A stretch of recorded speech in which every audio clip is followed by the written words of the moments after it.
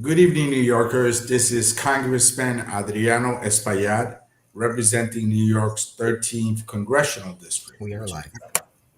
This is Congressman Adriano Espaillat, representing New York's 13th Congressional District, encompassing the Village of Harlem, East Harlem, Washington Heights, Hamilton Heights, Inwood, Marble Hill, and the Northwest Bronx. I want to thank all of you for tuning in to this important program as we prepare for the much awaited opening of the New York City public school system this September the 13th.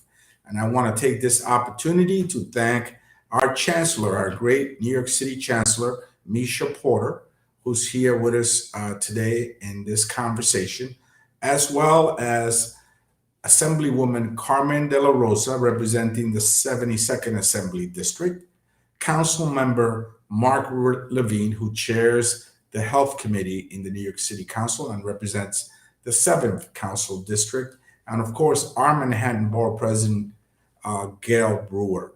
I want to thank you all for being part of this conversation. I also want to acknowledge the President of Dr. Torian Easterling, the first Deputy Commissioner and Chief Equity Officer for the New York City Department of Health and Mental Hygiene. The New York City public school system is the largest school system in the nation.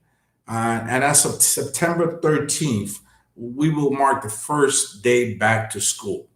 The purpose of this evening's conversation session is to provide important updates to you, parents, to New Yorkers in general, and to share what students and families can expect this coming school year. New and ongoing public health protocols are important to keep a watch on to help keep us safe. And programs available to help students that have been with their families in their homes, really resorting to virtual and remote learning for some months now. And we want to make sure the students that help and we support the families during this transition back to in-person learning. Following our discussion, we will take questions from the audience. If you're watching live, either on Facebook or somewhere else, your questions will be in the chat. At the end of the session, myself and members of my staff will ask questions for you live on air. As you know, a year and a half ago, students and their families here in New York City, around the country, really had their lives and education upended due to the COVID-19 pandemic. Millions of students had to adapt to a whole new world of learning, and teachers and administrators and school employees as well worked tirelessly to support our children during this time of great uncertainty. On March 27, 2020, I joined my congressional colleagues in passing the American Rescue Plan that delivered $125 billion to the country for K to 12 education and nearly $40 billion for child care providers, including Head Start, to have our children safely back in school. Also, the CARES Act created the Education Stabilization Fund to prevent for and prepare for the response to the coronavirus, under which New York State received really $1.3 billion in elementary and secondary school emergency relief fund and $164 million in the governor's emergency education relief fund. This is important funding, but we have around over 1,800 public schools in the system. So obviously, we are the largest school system in the nation, and we really need to work as a team to ensure that our children are back safe in school. And as you know, the Chancellor and our mayor recently announced their New York City Academic Recovery Plan and guidance as for all 1,800 public schools in New York City. And we're waiting for the opening, obviously, of our public school system. These are some challenging times, and I know that parents, many other parents, are still worried out there. And myself, as well as Congresswoman Grace Mann and Congressman Jamal Bowman, have put out a policy statement as to some recommendations, additional recommendations that we make, that we hope that the New York City Department of Education will consider to assist parents, particularly those parents that have children with very acute medical conditions. So with that, I want to welcome our great Chancellor who's with us today, Meisha Porter, so she can address all of you. Thank you so much. Thank you so much, Congressmember Espaillat, and it's such an honor to be here with you, your constituents, their families, all of whom I get to serve as the Chancellor of our New York City Public Schools. And I want to thank you for all of your work in securing the much-needed resources our schools need to support moving out of the pandemic. I also want to take an opportunity to acknowledge Assembly Member De La Rosa, Council Member Levine, and Manhattan Borough President Gail Brewer. I thank you all for serving our families and students through your advocacy and for being amazing partners through this very difficult 18 months. I want to thank all of our electeds, especially Congressmember Espaillat and the entire New York City congressional delegation. We know that your advocacy and support played a crucial role in securing the significant funding our school communities need to fully support our students in recovering and rising from the challenges of the last year. And I am immensely proud of all of our students, educators, and families who have shown great resilience and perseverance through these unprecedented times. You know, I've been a DOE educator for more than 20 years, and I know that turning opportunities into real change requires everyone in our communities to work together. And that's what we have been doing in preparation for the coming school year. We've been listening to each other, learning and acting to create the best opportunities for our children. And on September 13th, New York City Public Schools will fully reopen to welcome all of our students back for the first time in 18 months. This is our homecoming. And I cannot tell you how much I'm looking forward to it. It's going to be truly amazing for the children and for all of us. But we also know we will be coming back from the hardest year and a half of our lives. COVID-19 powerfully highlighted so many disparities in our society and in our city. My hope moving forward is that we don't forget what we saw last year.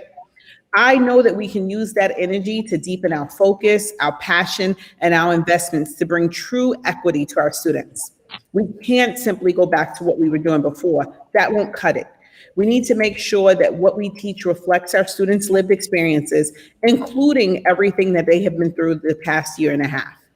Last year, we were the first major school district to open its doors to in-person learning and created the gold standard approach to health and safety during this pandemic. The multi-layered measures implemented by the DOE made schools some of the safest places to be during the COVID-19 pandemic, as we ended last year with a 0.03% COVID-19 positivity rating. This year, if we continue to work together and follow the data as we've always done, I know that we will have an amazing year of safe and healthy learning for all. Over the past several months, we have met with school leaders across the city to understand what worked last year. We met with public health officials to understand the science of safely bringing our children back to schools. And that is covered in our new DOE Homecoming Health and Safety Guide for families. Highlights in the guide include vaccinations. Vaccination is the most important step everyone in this city and our school communities can take to keep themselves and all of us safe. All DOE employees, including school-based staff and contractors, are required to have their first dose by September 27th and upload proof of vaccination to the DOE vaccination portal. In addition, students 12 years of age and older are eligible to receive the Pfizer vaccine, and approximately 60% of young people ages 12 to 17 have already done so. All eligible young people are encouraged to get this life-saving vaccine as soon as possible. As announced in May, protective face coverings are required for all people inside and outside of DOE buildings, including all staff and students, regardless of vaccination status. And following CDC and NYSCD guidance, schools will provide 3 feet of physical distancing where possible. Physical distancing is another important part of our multi-layered strategy. We learned good ventilation is essential to prevent COVID-19. And over the past year and a half, ventilation in every single classroom across the city has been inspected, updated, and repaired as needed. And as an added precaution, every classroom across New York City has been provided with 2 HEPA purifiers. Cafeteria in larger schools will be provided with large HEPA units for added protections, and window-based exhaust fans to provide additional air circulation. And we continue to increase ventilation in classrooms and schools. This year, every school, 1st through 12th grade, will have 10% of their unvaccinated school population tested twice a month for ongoing random surveillance. And the Situation Room will continue to be the central resource for principals. The closure and quarantine policies that kept schools safe during summer rising will continue in the 2021-22 school year. This means that when a positive COVID-19 case is confirmed in a classroom, close contacts will quarantine for 10 calendar days. Fully vaccinated individuals do not have to quarantine, even if they are a close contact, unless they are symptomatic per CDC guidance. The Situation Room works closely with a team of experts from DOHMH to investigate every case that is reported. And after a thorough investigation, if there is evidence of widespread transmission within the school, the Situation and the New York City Department of Health will make a determination to close the school for 10 days. When in-person learning is disrupted, it will continue remotely for students who are quarantining. And we heard the call around ensuring that we had support for our medically fragile students. And so we're providing medically necessary instruction. Providing a high-quality learning environment for medically fragile students has always been a focus of the DOE. It is not a new thing for us. However, in light of the COVID-19 pandemic, we've learned a lot about how to use not only the pre-existing home instruction program, but also how do we leverage our remote platforms to really build that space out for our students and families. And this will be available to more students that meet the criteria. Information about applying for medically necessary instruction is also available in our health guidebook. I know that's a lot of information, but I hope you recognize how much care we had taken to get this right, based on our experience last year and what we learned this summer. We've been through a lot together, but our future is bright and we are ready for a homecoming that will revitalize and re-energize our students, family, and city. Thank you so much for this space, and I look forward to being in community with all of you this evening. Thank you so much, Chancellor Meisha Porter, for being part of this very important conversation. And we have with us, of course, our next speaker, who is a New York State Assemblywoman, but I think her best title is mom, as she has a 7-year-old daughter, Mia, who we all know and love, a very active 7-year-old. And I'm sure that kind of experience trumps the experience that she's had in the New York State Assembly for now some years. But she will come to us with a wealth of knowledge, and I'm sure that she will give us a different point of view as a parent herself. So please welcome Assemblywoman Carmen De La Rosa. Thank you, Congressman, for the introduction. Yes, my favorite title is Mia's mother. And I want to thank the Chancellor and the distinguished panel here for having this timely conversation. My daughter has been remote for over a year, and it's definitely a scary moment for us parents as we navigate going back to in-person school, considering that my daughter is 7 and she's not eligible to be vaccinated. But in addition to that, thinking about, medically frail and immunocompromised people that we have around us. I think about my husband, I think about my parents, and what does going back to school in person mean for the broader community? We know that as a city and as a state, we have to do much more to make sure that there's vaccine access in all of our communities, to make sure that this back to school homecoming, as the Chancellor beautifully put it, is safe for our children. I want to thank her and Mayor de Blasio for having me join them at the press conference to unveil the safety plan, because safety is at the forefront of all of our minds. And as we prepare to go back to school, we wish all the families in our districts the very best. But what we can do as elected officials is provide them with the information and access so that they feel that they are heard, that they are seen, and that changes will come as things develop. First, I need to take a minute to say that I am proud of the work that we've done in New York State this year. Amidst looming financial crisis, we were able, thanks to the help of the federal government, to fully fund foundation aid and maintain the promises of the Campaign for Fiscal Equity. That was such a long and hard fight for our district. It was born out of the needs in our own district, but also the needs of communities across the state for education equity. And so we are now dealing with the challenges of reopening.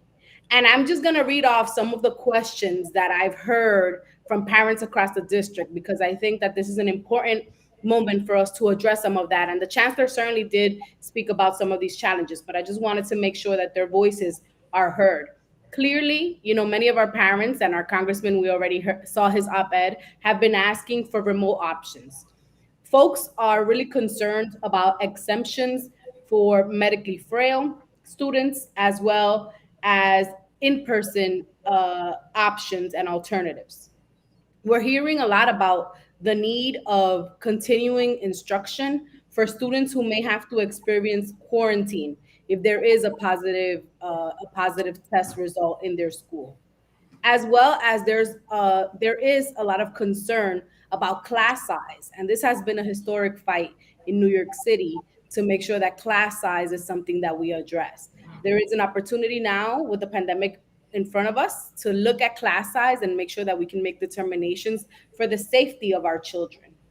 We're also being asked questions about testing and how testing will function. We want to make sure that we have more testing and that the testing is robust so that both administrators and our children will be able to be tested regularly. There's also questions about ventilation, which the chancellor touched on briefly, and the efficacy of the equipment being installed in our schools, and many more questions. I won't take up the whole question section, but I will say that I share the concern that many parents across this district have shared both with me and our colleagues. We know that our children are our most treasured gifts, and we want to make sure that back to school in the 2021-2022 school year is successful. In order for us to do that, we have to arm our communities with information, with access, so that we can all thrive against COVID-19, the Delta variants, and the new variants that are coming up every single day. I know that Mark Levine is with us today, and he's the Anthony Fauci of the City Council. So he's going to be telling us about some new health concerns that I'm sure that we have to be worried about. So we just want to make sure that this is a platform for our parents to get the questions out. I want folks to know that our offices, as well as the Congressman's office and all of the colleagues on the call, the borough president, Councilmember Levine, are here to answer your questions and to make sure that we can make this process as seamless as possible. So thank you for having me, and I look forward to this conversation. Thank you, Mom and Assemblywoman Carmen de la Rosa, for your words and your insight, and being such a powerful voice for your constituents, particularly parents that are genuinely concerned about sending their kids back to school this September. And now we're going to hear from another city council member, and I think Carmen put it well. He is known in New York City as the New York City Dr. Fauci, except he's trilingual. So he can speak in 3 languages, Chancellor. And that makes him even, I think, more effective in getting so valuable information out. We saw his statements today regarding the U.S. Open, and they resonated across the country. And he very well called their policies not to require masks, or maybe even review their vaccination cards as they come in, reckless. And so we want to thank him for his leadership, and we want to welcome City Council Member Mark Levine. Congressman, thank you so much for having me here as part of this important forum, and more importantly, for leading on COVID as you have throughout this entire pandemic. I've just been really honored to partner with you with Assemblyman De La Rosa. And Chancellor Porter, it means a lot that you're here to spend time talking to parents, hearing their concerns. And I believe we have Dr. Easterling from the Department of Health and Mental Hygiene with us, who is the Deputy Commissioner, who's an outstanding leader. And I know you all enjoy getting to know him as well. I'll say that I think there really are 5 pillars to ensuring that our schools are safe for kids. First, vaccination for sure, making sure that every single adult is vaccinated, and I salute the administration for being bold and mandating that, but also ensuring that as many kids as possible, age 12 and up, are vaccinated, including by providing vaccination in school buildings with parental permission, of course. Secondly, mask wearing, which of course has to be universal, that must apply both to kids and adults, as well as people who are vaccinated or unvaccinated. Next, air filtration. The more we understand about this coronavirus, the more we realize it's really not about the surfaces you touch, it's about the air you breathe. And so we have to have the highest quality filtration in every space, every room, and every school building. And generally, experts talk about how often the air filters through the course of an hour.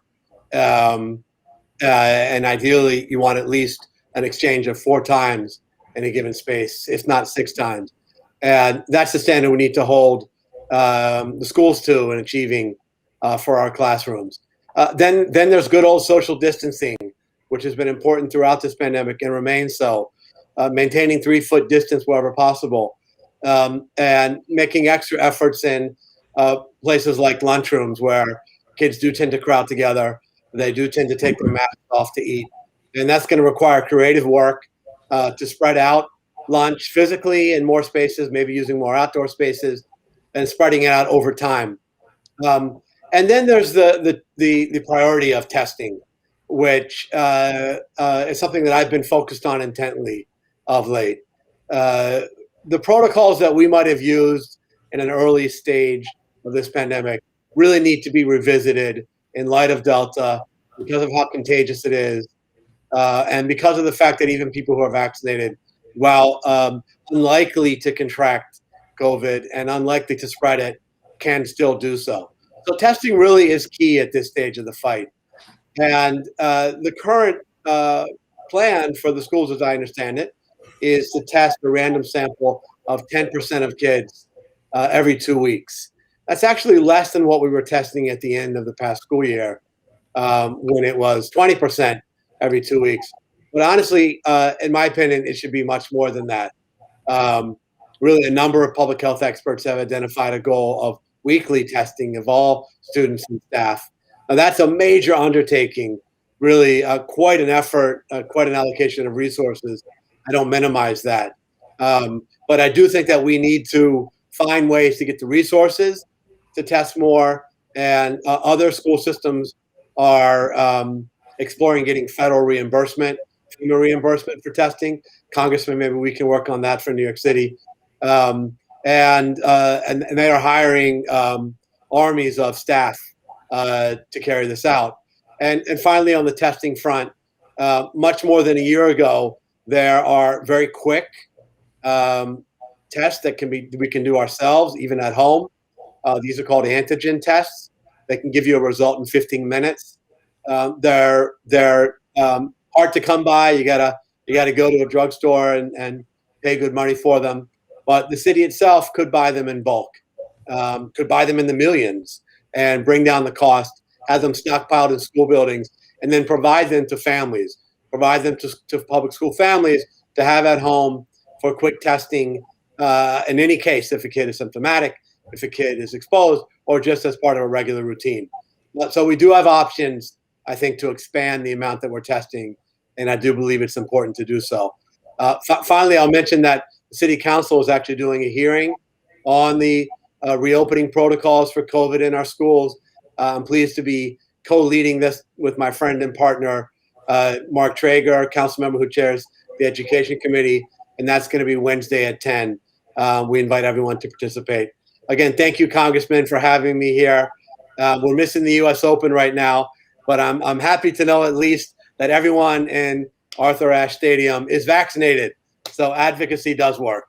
Thanks so much, Congressman. Thank you, Council Member, for your insight and your very well thought out and practical recommendations that you brought forward.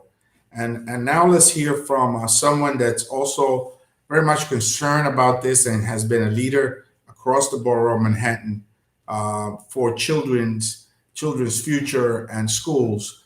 Please welcome our Borough President, Gail Brewer. Gail? I think you're muted, Gail. Am I okay now?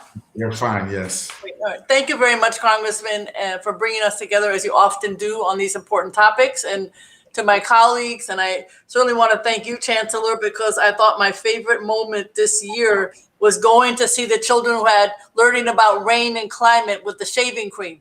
And that was, the teacher put the shaving cream in the water in a small aquarium, and each child had one and was able to use it as an experiment in science. And you put your hands right in the shaving cream. So, the teachers are great, and so are the students. And the question is how to support them. And as a borough president, I think we appoint 2 CEC members to each CEC, and there are 6 in the borough of Manhattan. And we have 305 schools in our borough. And I've tried with every dollar possible, as I know my colleagues have, although the state and the federal government on this call in particular have done a phenomenal job. But we have put as much capital money as possible into the schools. So I hope, really clear agenda to make these schools as good as possible. I have to say the summer programs were excellent, particularly because of the arts. And I guess in addition to talking about the importance of health, how we use the arts to bring students back, I think is also sort of an additional agenda item, because we also, as we're talking about this health and you're looking at the chat, and I'm swamped with calls similar to the chat, I have to tell you, we have to find how do we get these kids back into school. And as you know, I have concerns about it, but I certainly want them to be there. I think the arts are one way to do that, and that would be an additional effort, because they don't come naturally. So I want to say, I also am really excited about our Executive Superintendent Rux, and we're glad that Marisol Rosales is in your midst, because those are 2 amazing educators. The kinds of calls that I have been getting are, as you heard earlier, I think from some of the discussion, would be lunchtime. There's a lot of concern about how does that make a social distancing possible, and how do you do it and still mask on, mask off. A lot of concern about that. There is a lot of concern about testing procedures. People think, as you heard earlier, that 10% of unvaccinated people being tested twice a month is not enough. And the fact that, families need to consent to the test would not be an accurate representation of what's happening, because the sample wouldn't be randomized. And there's really worry about, there were some classrooms that I didn't see any, and I went to as many summer rising programs as I possibly could, but there were some classrooms closed. So they want to know, how does that, what do we learn from that from last semester and during the summer? And then of course they're worried about middle and high school where the kids are older. And then of course I do have, I have all the calls about the not going to school and the vaccination. So, and all the CECs I think are doing those kinds of resolutions. So I guess what I'm here to say is we all want to be as supportive as possible on getting kids. I know that the unions are concerned, because I speak to them all the time. They had a smaller cadre last semester, so they were able, I think they felt good about the work they've done in terms of the ventilation and the cleanliness. But they, of course, just like every other entity, if they're going to be more people, they feel they might need more staff in order to do both the cleaning and the usual maintenance. As you know, it's not just one entity in terms of doing the work, and they're concerned about that. And then we have the issue of that you heard earlier in terms of some of the challenges. I do think that the Department of Health, mental health, and H&H and test and trace during the summer has been phenomenal at trying to go to every neighborhood possible. So the question is, how do you have that kind of camaraderie at the schools? I'm worried also because there are fewer students, period. Even the charter schools, I'm not the biggest charter school supporter, but I was talking to some of them today. They're down on enrollment. So how is that impacting both funding and how we look at distancing? I don't know the answer to that. So I think we all have, as the congressman has indicated, more questions than answers, but we all want to work with you to get students. I know that the teachers, parent coordinators are doing both door-to-door and robocalls and letters, everything possible to assure them that the schools are safe and that their education is paramount and it would be best in the classroom. But you're still getting resistance. So I do hope that we have these devices for those that would be quarantined or those that are medically challenged that can't go to school, as well as whatever else transpires as we get closer to the date. So thank you very much, Congressman. And just like you, we want the best for the students and the families, and we're all trying. Thank you, Board President Gail Brewer, for your insight. And now we get to the most important part of this session, which is the questions coming from our audience. And we will have Adriano, yes, there's another Adriano from my team, who will ask our first questions. So please begin, Adriano. Hello, everybody. So ahead of time, we collected a bunch of questions from constituents also ahead that either couldn't make it here tonight, but also had concerns. So one of the first of many questions that we've gotten from constituents is, what happens if a friend of my child tests positive for COVID-19? And what are the protocols schools are going to take with instances like that? And that's open to whoever might have the best answer to that question. So I'll start and then hopefully pass on to Dr. Easterling. So first of all, we're asking all of our families, as we did last year, and thank you so much for that question, because we are in a public health moment. And so we're asking our families, one, to do the health checks before students come to school, and that you should not come to school if you're sick. But if you've also, outside of school, been exposed to someone who is tested positive for COVID, we ask that you get tested, but we also ask that you quarantine, because we want to make sure that we keep our buildings and our communities safe. And so again, like, we're leaning into preventative measures and ensuring that we are stopping the spread, but also making our school communities aware when you've been exposed is really important. And our situation room has been extremely robust in tracking, in testing and tracing and tracking cases down to help give families and communities guidance. Thank you, Chancellor. Yep, so good evening. My name is Dr. Torian Easterling, First Deputy Commissioner for the New York City Health Department and Mental Hygiene. And so, as the Chancellor mentioned, our priority is to keep all of our students, all of our staff safe during the school year. And certainly what we've learned during the previous school year is that we can certainly do that. And we're going to continue to lean on all of the lessons that we've learned and make sure that all of the mitigation measures, the multi-layered approach that we've implemented, which includes making sure that there's proper ventilation, making sure that we are supporting the testing, vaccination, as well as physical distancing. And so that's really important that we just continue to put those measures in place. But then to the specific question, as the Chancellor mentioned, we're going to make sure that we're following up with any student who may need to isolate or quarantine. We're going to get that message out. But the steps that are in place, as we've had in previous school years, we'll have our DOE situation room and all of the amazing staff that have been stacking the situation room.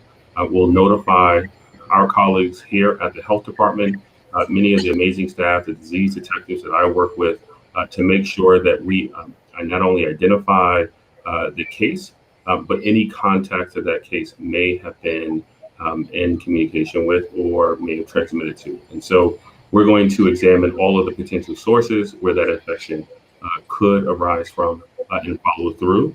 And that includes maybe interviewing the family and any close contacts. And so we'll then follow up with school leadership and make sure that we're really clear about what the policies would be thereafter.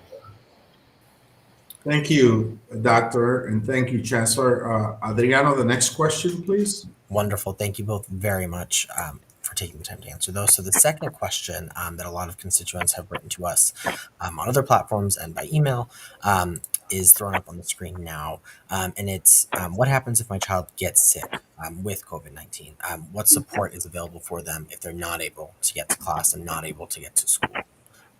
So, one of the things that we learned a lot about how to use digital and online platforms to continue learning. And so while quarantining, learning will not stop. Our educators have over a year of experience teaching both online and in person. And so for elementary school students quarantining, live online instruction will be provided full time. For middle and high school students, they will have access to remote learning while quarantining, which may be asynchronous. And so again, we have learned so much, and we have an opportunity to really build out our education system greater than it ever was by leveraging online classrooms and online learning platforms to continue learning when we have to quarantine or close a classroom.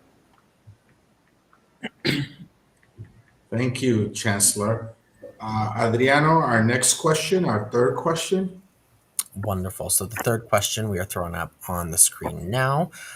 So another common question we've gotten from parents and students alike are students, teachers, staff, and admin all required to get vaccinated? What is the protocol around that looking like for all New York City students? So all DOE employees and all school-based staff will be required to be vaccinated.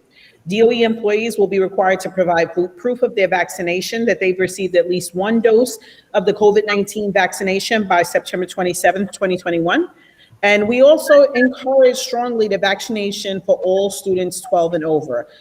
If families need information, please visit vaccinefinder.nyc.gov for more information about where and how to get vaccinated. Thank you so much, Chancellor. Our next question, Adriano, please. Wonderful. So question number 4 is also being thrown up on the screen now. Another question we've gotten a lot of is, are masks being required in school for kids, their teachers, and staff? Everybody? Or are there exemptions? What does that look like? So all students and staff must wear a face covering when riding on school buses and anywhere on school property, indoors and outdoors, regardless of vaccination status, unless they have a medical exemption. And our students during lunchtime may remove their masks so they can eat comfortably at a safe distance, but masks may also be removed during designated mask breaks, during which students will maintain physical distance from each other. Students who are not medically able to tolerate masks will be provided with alternative accommodations. And so we know how important, what an important layer masks are to our health and safety protocols, and it is going to be required across our schools.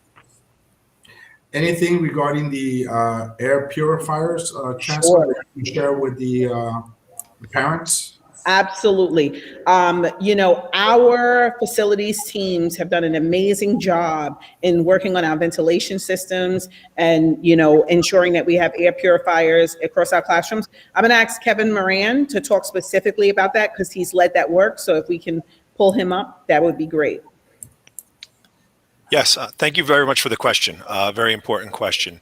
From ventilation, the underpinning of our approach was early on having all systems citywide in every school building be inspected by third-party licensed engineers to look at the systems. And then based upon that, make necessary repairs. And we began in earnest and made those repairs and then ultimately published our report online for all the public to see. It's an iterative process. We have fan belts, we have motors, we have systems that need to be fixed and maintained. And so there'll always be an ebb and flow to the process. But we're very much excited about the efforts made to date and the use of the MERV 13 filters for HVAC systems that recirculate air.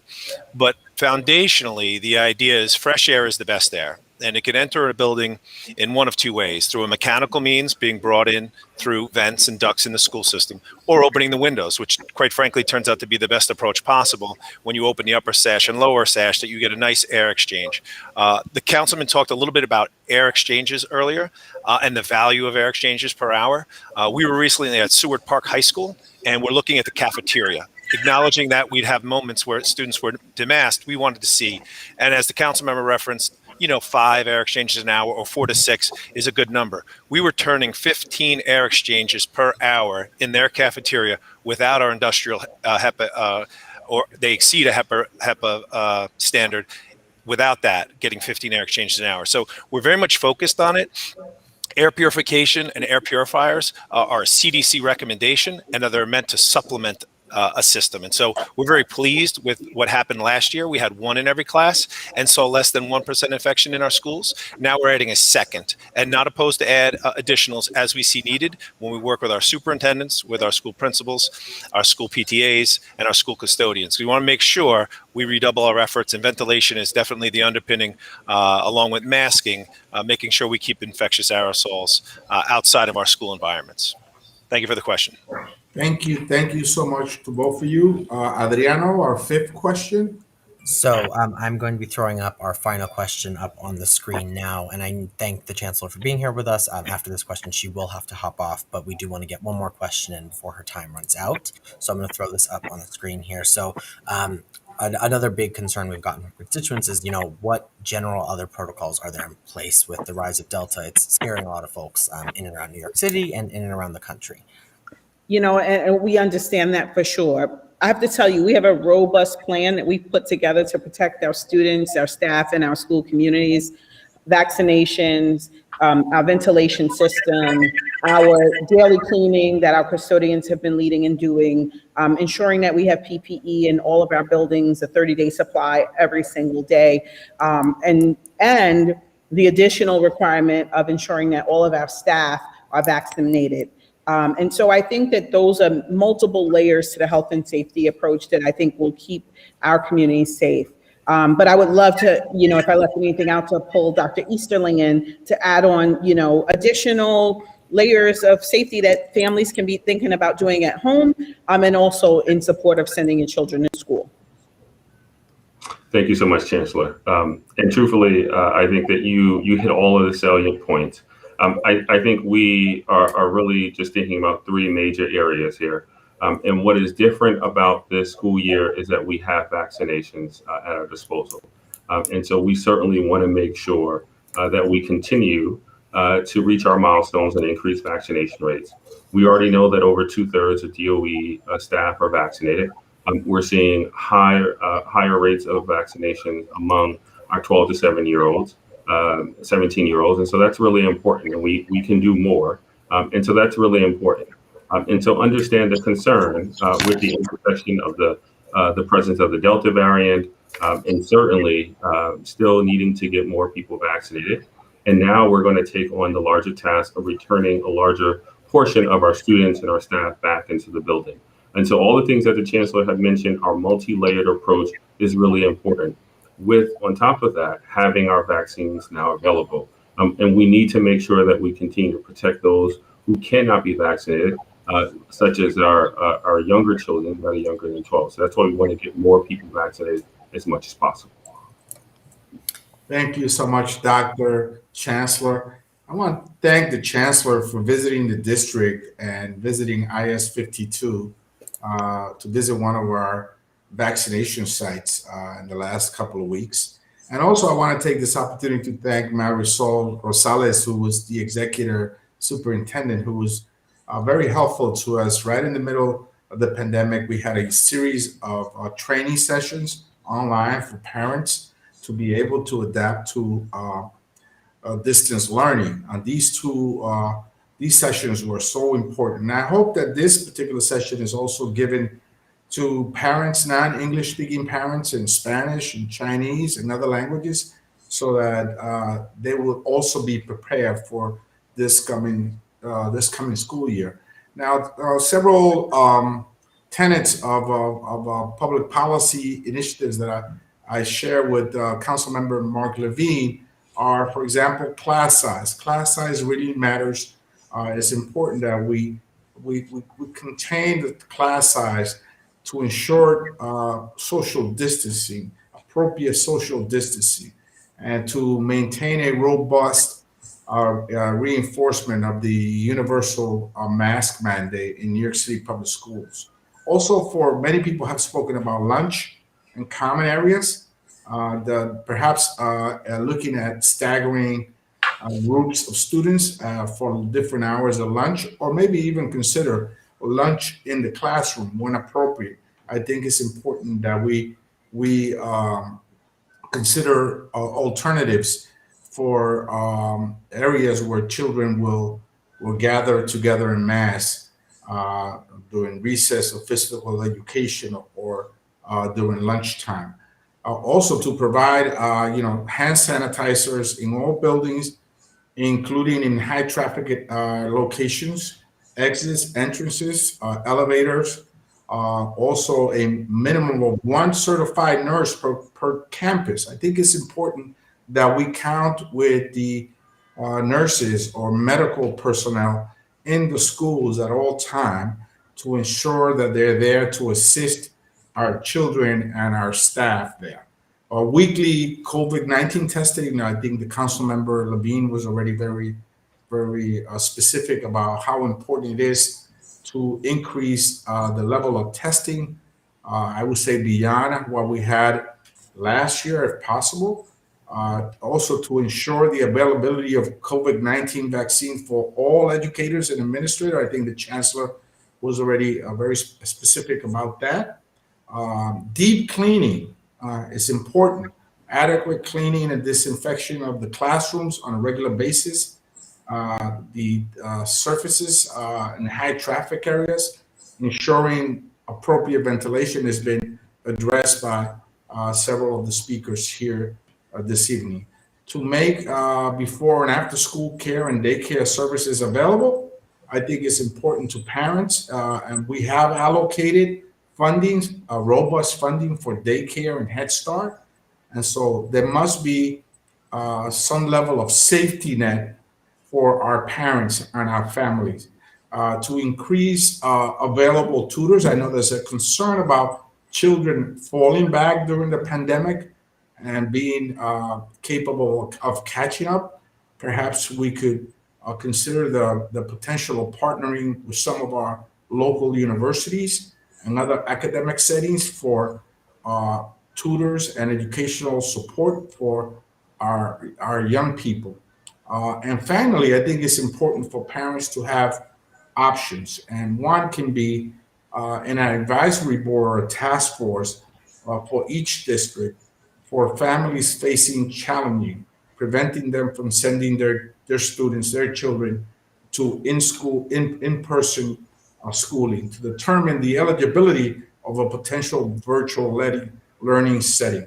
I think that option should always be available for parents and children. And this task force or advisory board could review each request and deem it appropriate when necessary. I think that the consultation of pediatricians is also in order to ensure that we don't expose vulnerable children to the virus unnecessarily.